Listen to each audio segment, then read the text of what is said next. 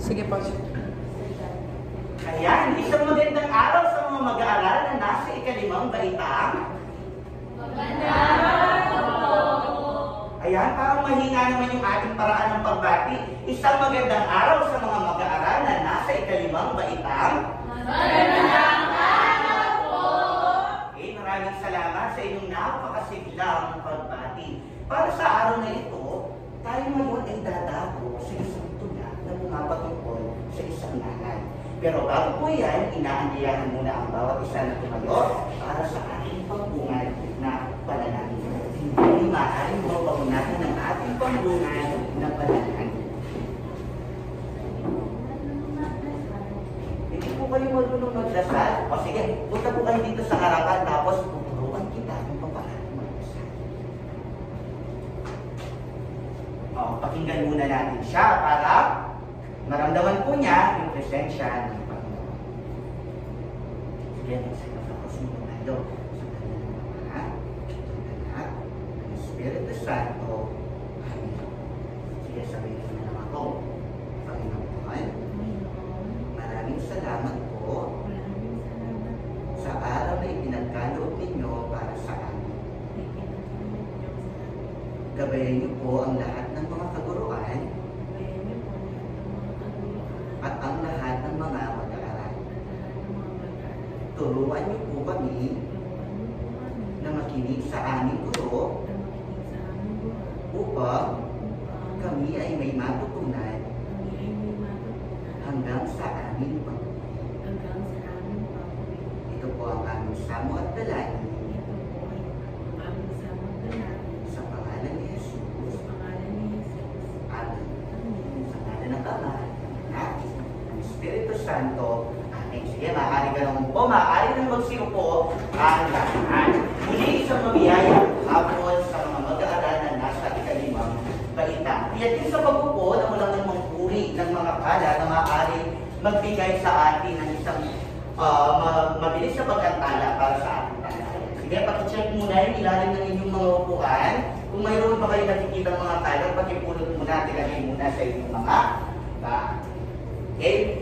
Bago tayo formal na tumalakay, tinatawagan muna ng pansin ng ating class monitor para sa pagtatala ng lumiban sa klase. No, mayroon bang lumiban sa ating klase ngayong araw? Wala po. Wala. Palakpakan ng bawat isa at wala naman ang nag-absent para sa araw na ito. Siyempre, bago natin formal na simulan ang ating talakayan, tayo muna ay magbalik-aral. Balikan muna natin ng pahapyaw ang ating natalakay noong nakaraang araw. Maaari mo bang ibahagi sa amin kung ano ang iyong natutuhan noong nakaraang aralin? I don't know how to speak Tagalog po. You don't know how to speak Tagalog? So, paano ka natuto dun sa nakaraang aralin po natin? I don't know, teacher. What did you learn from our previous discussion? Poem. Poem.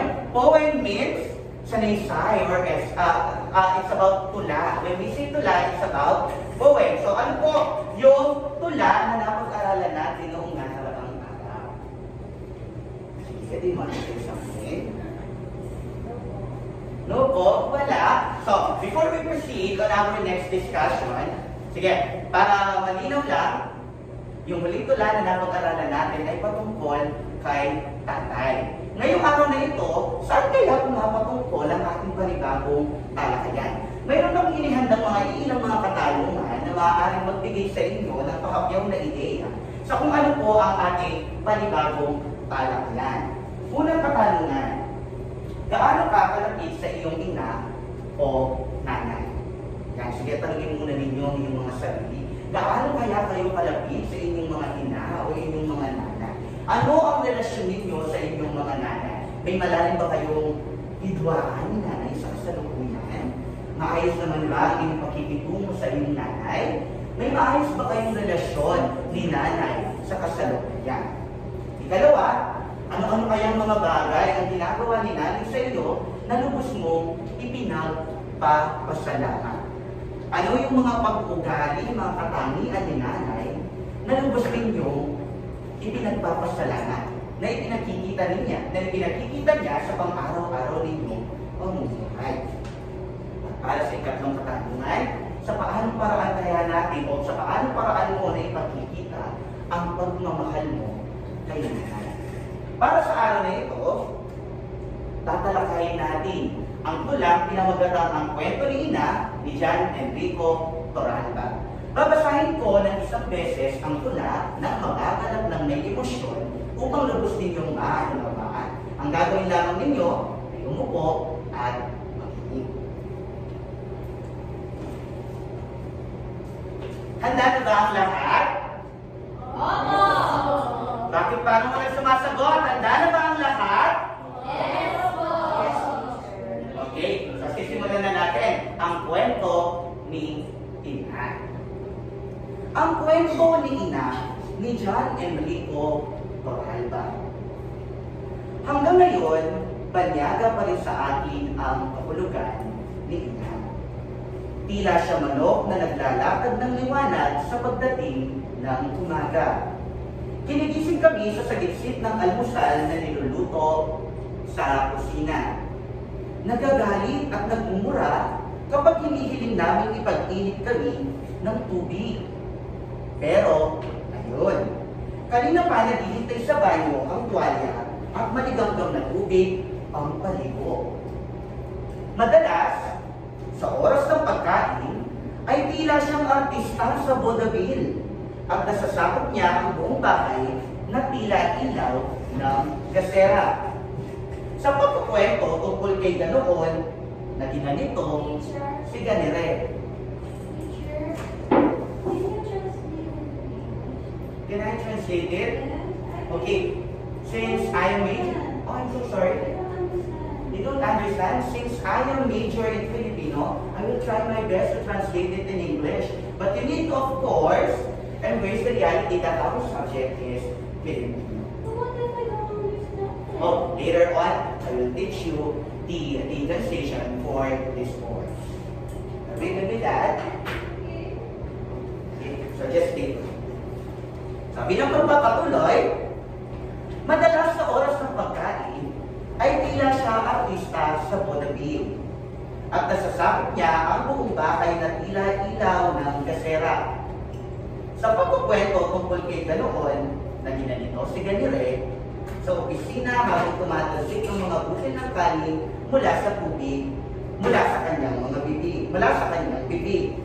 Lagi tuloy kami nagbubusog sa kanyang boses at halakha.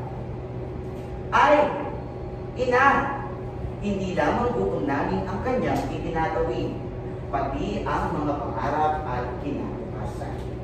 Kaya minsan, nang kami kanyang napagalitan at nasampal, nadama po ang hapding bumakas sa kanyang mukha sa bawat pagampang namin papalayo sa kanya patungo sa aming kwarto.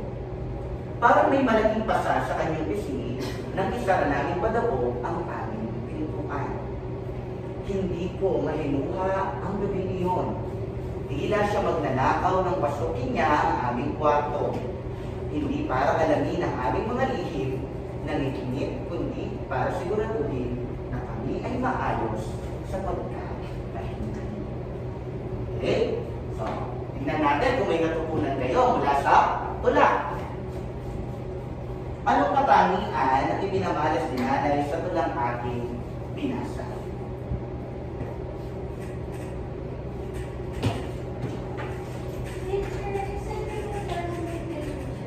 Later I will translate it. Okay? You just did it. But I can't answer because I don't know. You can answer. Okay. So I will call someone who will answer the question. I want to answer but I don't know. You don't know the answer. But later on, I will teach you one by one. Okay?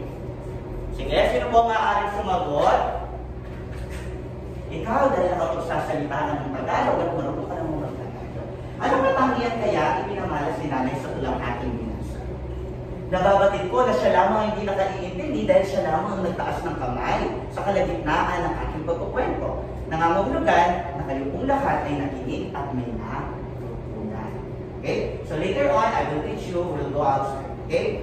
So ano po yung nakatangian na ipinamalas ni nanay sa tulang ating binasa? Sure, I will only understand the little, but I The mother is caring. Very good. That's the perfect answer. How about you? Ano yung natutunan mo? Ano kaya yung ipinamalas? What characteristic? The mother is loving. The mother is loving, the mother is caring. Tumpang nakasagutan ng inyong mga naituran. Ibig sabihin, ang nanay sa kwento ay mapagmahal. Ang nanay sa kwento ay maaruga. Isa yun sa mga katangian na ipinakita o ipinakilala ng kwento para sa atin. Susunod, anong mensahe ang nais iparating sa atin ng tula? Ano kaya yung mensahe kaya nais iparating sa atin ng tula?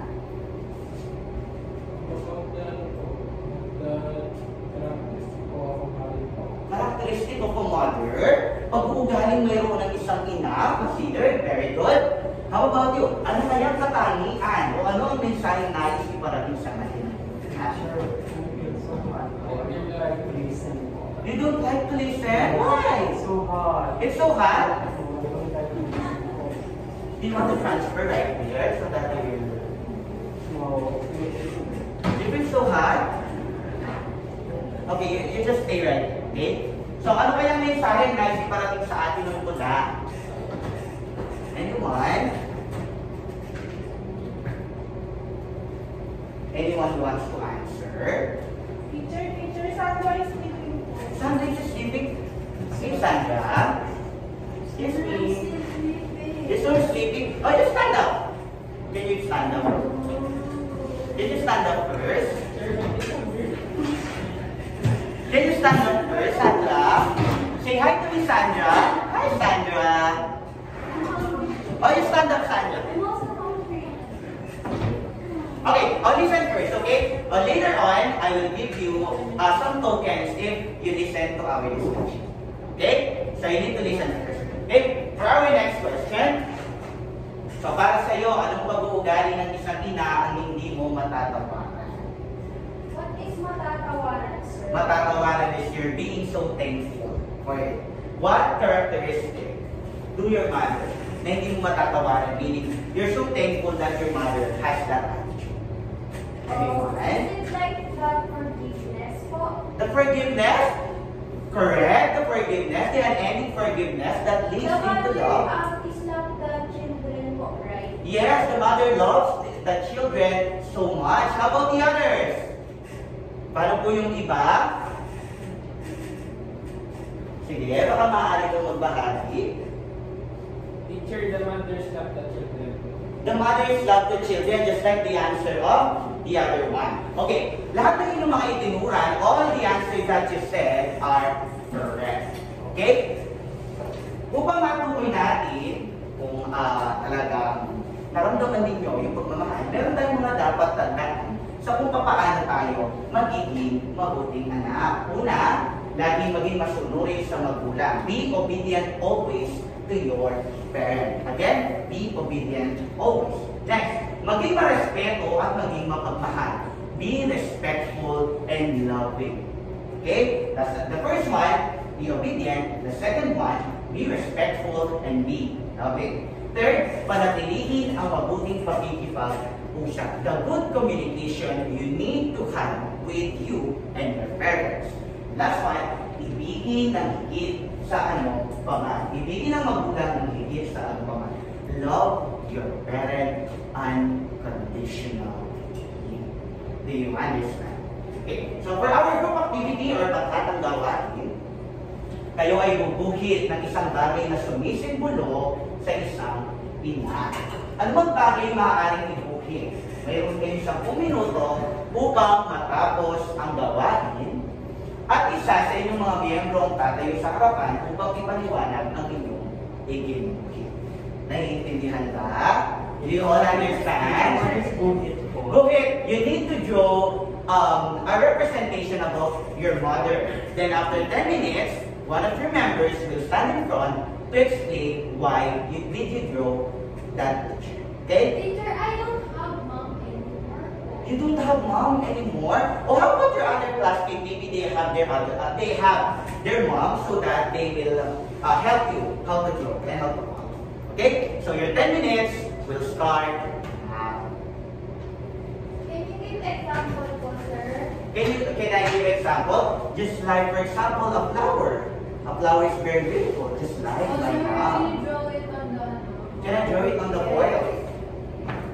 So I will draw an example of a flower. Oh, where's that drawing? You can see it. Oh, there's Sir, it doesn't have no whiteboard marker anymore.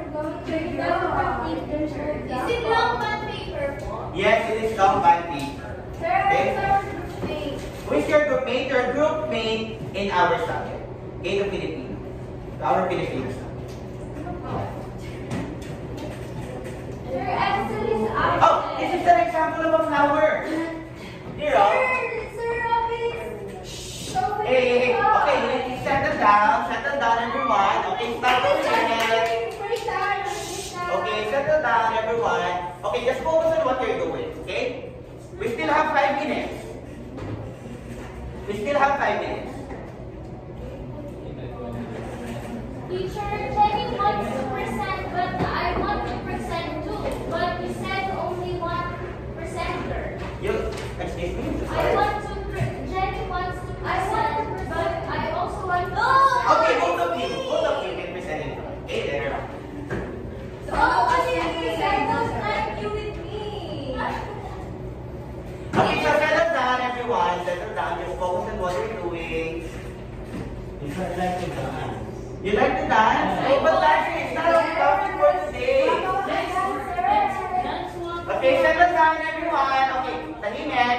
Okay, at the count of 3, you need to zip your mouth. Okay? 1, 2, 3, zip your mouth. Okay?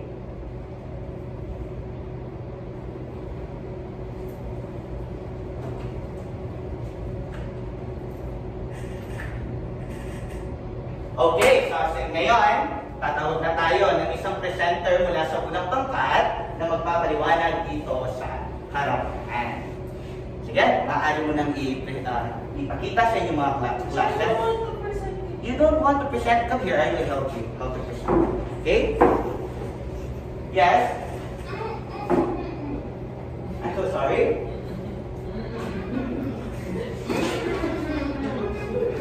I don't understand it, sir. Can you open your mouth, please? Okay, so you are now free to speak, but one person at a time. Okay? Okay, here. Okay. Sir, ano I want to eat. Okay, we still have 5 minutes more. 5 more minutes, okay? Just wait for your classmate to explain what they draw, okay?